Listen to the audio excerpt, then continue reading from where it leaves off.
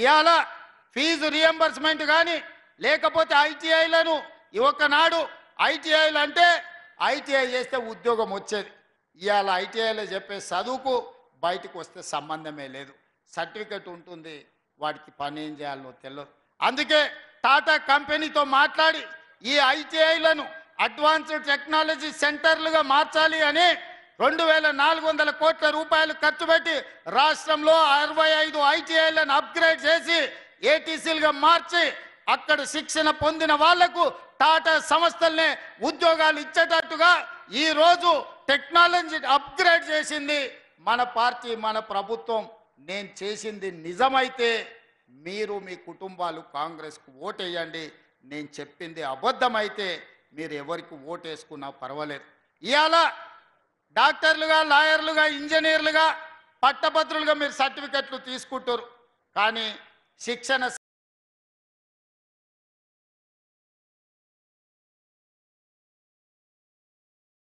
సరిగ్గా లేక, సాంకేతిక నైపుణ్యం లేక చాలా మందికి ఉద్యోగ ఉపాధి అవకాశాలు రావడం లేదు.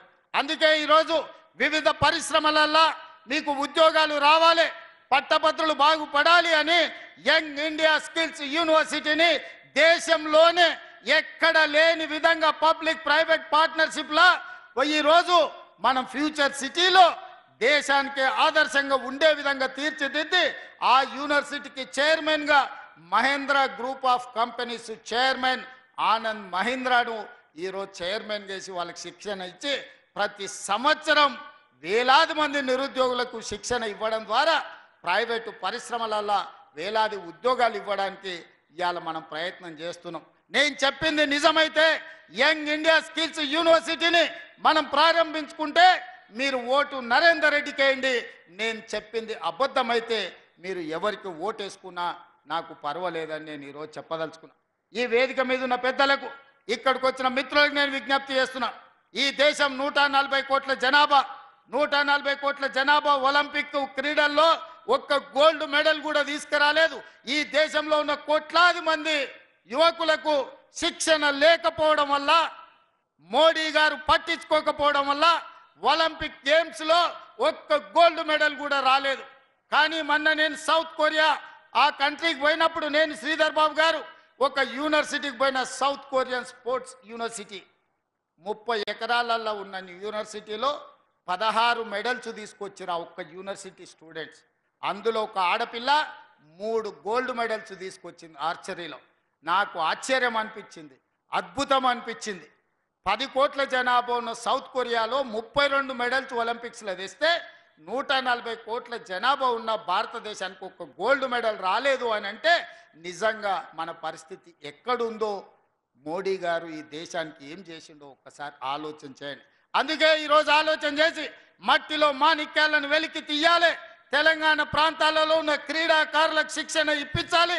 ఈ క్రీడాకారులు 2028 ఒలింపిక్స్లో గోల్డ్ మెడల్ తెలంగాణ నుంచే సాధించాలని యంగ్ ఇండియా స్పోర్ట్స్ యూనివర్సిటీని తెలంగాణ ప్రాంతంలో ఉన్న నిరుద్యోగ యువకులకు కాదు, క్రీడల మీద ఆసక్తి ఉన్న ప్రతి వాడికి శిక్షణ ఇవ్వాలి అని ఈరోజు యంగ్ ఇండియా స్పోర్ట్స్ యూనివర్సిటీని మనం తెచ్చుకున్నాము. ఇది మన పట్టభద్రులకు ఉపయోగపడేది కాదా? ఇది మన పిల్లల భవిష్యత్తును తీర్చిదిద్దేది కాదా? మీరు ఒక్కసారి ఆలోచన చేయండి మిత్రులారా. ఇలాగా ఉద్యోగాల విషయంలో, ఉపాధి విషయంలో, విద్య విషయంలో ఈరోజు మనం అన్ని రకాల నిర్ణయాలు తీసుకుంటున్నాం. ఇంతకుముందే మిత్రులు చెప్పినారు, నిజామాబాద్లో యూనివర్సిటీ ఉంది, కరీంనగర్లో యూనివర్సిటీ ఉంది, ఇవాళ ప్రతి దగ్గర యూనివర్సిటీలు ఉన్నాయి, ఆదిలాబాద్లో యూనివర్సిటీ లేదు అని. మరి ఆ ప్రాంతాలలో ఇచ్చిన యూనివర్సిటీలు కూడా ఆనాడు కాంగ్రెస్ పార్టీ ఉన్నప్పుడే ఇచ్చింది తప్ప 10 ఏళ్లలో చంద్రశేఖరరావు ఒక్క యూనివర్సిటీ అయినా ఇచ్చిండా? మీరు ఒక్కసారి ఆలోచన చేయండి. రేపైనా మీ ఆదిలాబాద్కు యూనివర్సిటీ రావాలంటే పట్టభద్రుల నుంచి చదువుకున్న నరేందర్ రెడ్డి ఎమ్మెల్సీగా అయితే మీ తరఫున ప్రతినిధిగా ఉంటాడు, ప్రభుత్వంతో మాట్లాడతాడు. ఆదిలాబాద్కు కావలసిన యూనివర్సిటీని సాధించే ప్రయత్నము నరేందర్ రెడ్డి చేస్తాడు. మీ తరఫున పన్నులు సాధించే నరేందర్ రెడ్డికి మీరు ఓటు వేయాల్సిన అవసరం ఉన్నది. మిత్రులారా, ఇవాళ మీరు ఆలోచన చేయండి. ఇవాళ మన సమస్యల్ని తెలిసిన వాడు, మన సమస్యల్ని ప్రస్తావించిన వాడు, మన సమస్యల్ని ప్రభుత్వం దృష్టికి తీసుకెళ్ళిన వాడే మన ప్రతినిధి అయితే మన సమస్యలు పరిష్కారం అవుతాయి. ఈ విధంగా ఈరోజు ఏ విషయంలో అయినా ప్రభుత్వం 2023 డిసెంబర్ 7 నాడు వచ్చింది. మేము వచ్చిన కొద్ది రోజులకే పార్లమెంట్ ఎన్నికలు వచ్చి ఎన్నికల కోడ్ వచ్చింది. 6 నెలలు పరిపాలన మా చేతిలో లేదు. ఎన్నికల కమిషనరే పరిపాలన చేసింది. అక్కడి నుంచి ఈ 9-10 నెలలే కదా మేము ప్రభుత్వాన్ని నడిపింది, పరిపాలనను అందించింది. నేను మా మిత్రుడు శ్రీధర్ బాబు గారు దావోస్కి వెళ్ళి విదేశీ పెట్టుబడులు మొదటిసారి 45,000 కోట్లు, మొన్న 1,80,000 కోట్లు, 2,25,000 కోట్లు. ఈ రోజు సంవత్సరం తిరిగే లోపల భారతదేశానికి విదేశీ పెట్టుబడులను తీసుకొచ్చి వేలాది ఉద్యోగాలు, లక్షలాది చదువుకున్న నిరుద్యోగులకు ఉద్యోగాలు ఇప్పించడానికి ఇవాళ పెట్టుబడులు తీసుకొచ్చినాం. ఇవాళనే అమెరికన్ కంపెనీ అమెజాన్ అనే బయో ఈరోజు మనం సంస్థను ఈరోజు ప్రారంభించుకున్నాం. వేలాది కోట్ల రూపాయలు పెట్టుబడులు పెట్టడమే కాదు, వేలాది ఉద్యోగాలు ఇచ్చే అమెరికన్ కంపెనీ అమెరికా పర్యటనలో నేను శ్రీధర్ బాబు గారు ఒప్పించి ఇవాళ తెలంగాణ రాష్ట్రానికి తీసుకొచ్చినాం. ఇట్లాంటి సంస్థల్ని తీసుకురావాలి అని అంటే ఈ సంస్థలు పెట్టుబడి పెడితే ఇది ప్రత్యక్షంగా మన పట్టభద్రులకు ఉద్యోగాలు వచ్చే అవకాశం ఉంటుంది. ఇవన్నీ పనులు మేము చెయ్యాలి, ముందుకు వెళ్ళాలి అని అంటే మీ ఆశీర్వాదం ఉండాలి. ఇవాళ మీరు ఆశీర్వదిస్తే ఈ రాష్ట్రాన్ని అద్భుతం చేసి ప్రపంచంతోనే పోటీ పడే రాష్ట్రంగా మనం తీర్చిదిద్దొచ్చు. అదేవిధంగా ఇవాళ నేను రైతులను అడుగుతున్నా, 25,50,000 మంది రైతులకు రైతు రుణమాఫీ కింద 21,000 కోట్ల రూపాయలు వాళ్ళ ఖాతాలో 2 లక్షల వరకు ఉన్న రుణాన్ని మాఫీ చేసిన ప్రభుత్వం మాది.